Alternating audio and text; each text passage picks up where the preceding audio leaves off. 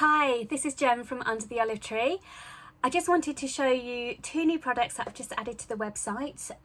They are a knitter's journal and a crocheter's journal. So these journals came about as when I make a knitting project, I'm terrible for writing things on post-its. I scribble on the pattern, I fold pages over. So I thought I actually need something where I can keep all of my notes in one place and then have it as a handy reference guide. So if I was to make the project again, I'd have all the information there that I could just look up in a glance and just basically keep a record of the projects that I do.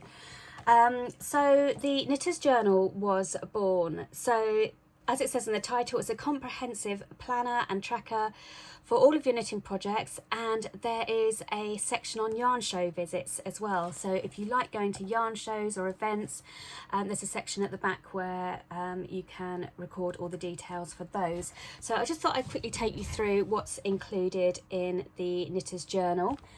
The Crocheter's Journal is very, very similar.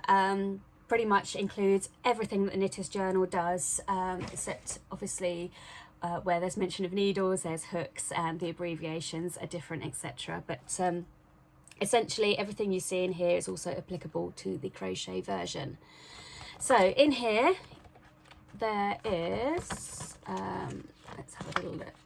Okay, so it starts off.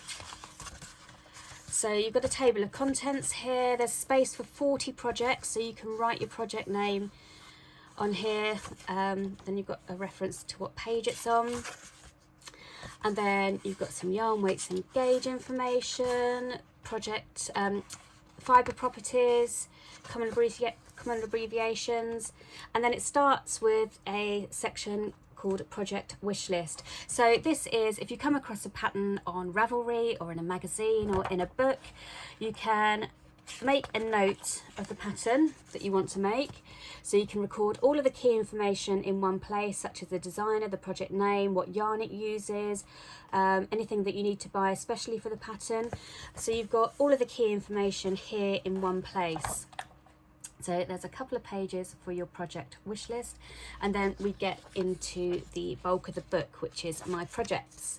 So for each project you have space to record the pattern name, the designer, the needle size, the yarn that you need, colour, gauge information, notions, whether you need any zippers or beads, the size you're making, and then there's lots of space here where you can write your project notes as you go.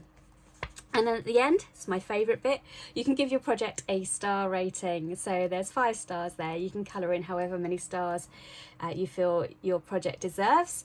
And there's also a project summary as well. So such as how long did it take to make this project, how much yarn did I use, would I make it again, and would I change anything next time? Because I don't know about you, but if I find a project that I really like, I tend to make quite a few of them, and it's always handy after making the first one to know exactly how much yarn you used, or whether you'd use a different yarn next time, maybe something a little less busy, or whether you'd use a different fibre. So you've got all that information there, so you can quickly reference it if you do decide to make that particular pattern again. So that is, as I say, there's space for 40 projects within the planner. And then we get into the yarn show planner. So if you attend yarn shows or events, you can use this section to keep a track of, well, you can use it to record all the information on the yarn show that you're visiting. So you can pop in details such as the date, the location, website, whether you're attending any workshops, if you need any accommodation. And then there's a list here of vendors that you might like to visit. So if there's anyone particular that you want to see, you can pop the information there and then you can tick them off as you go. There's a yarn show shopping list. And there's also a budget tracker as well. So if you have a set budget for the day, You can use this page to keep track of your spending, so the amount that you spent, the items that you purchased, and whether you paid cash or card, because I don't know about you, but sometimes if I put things on my card, I don't always remember it. There's a section there that you can do that, and then remaining budget. So hopefully that will help if you are keeping a track of your spending at a yarn show. And there's also a section here, yarn show planner, the yarn to buy. So if you've filled out your project wish list and there's a particular pattern that you want to buy yarn for, you can put all the information here. So you've got it all in the yarn show section. So when you get to the yarn show, you know exactly what yarn you need for what pattern, and you can make a note of the needles that you need or any other notions, and also the vendor that you purchased it from as well. And then there's a separate section for any needles that you need that might be particular to a project, and then yarn show notes, so you can record anything there.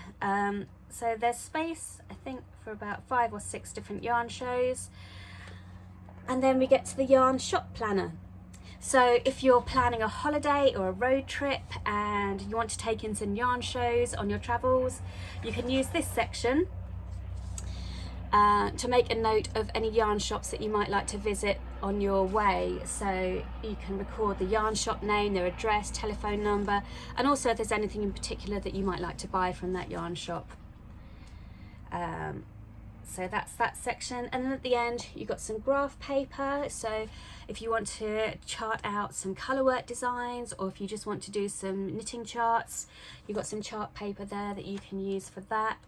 And then right at the back you've got lots of pages for extra notes and sketches. So if you find you don't have enough notes space on one of the projects, you can carry on your notes in the back, also any sketches that you might like. So yeah, that is a knitter's journal, and it's now available on undertheolivetreeknits.com. I'll pop all the links below. I do have a limited amount in stock. However, if the journal is not available on the website, you can also purchase it from Amazon, and all of the Amazon links are in the product details. So if you are ordering from outside of the UK, if you may find it easier to order from Amazon, and it may save you a little bit on postage as well, because the journal will be printed in the country where you buy it from, so it may work out a little bit cheaper for you to buy it from Amazon than the website. Obviously I'm based in the UK, so I'd have to ship it out to wherever you are. But yeah, that is the Knitter's Journal and the Crocheters Journal, both available now on the website www.undertheolivetreeknits.com. I'll pop all the links below, but otherwise thank you for watching, and I'll see you again soon. Take care, bye bye.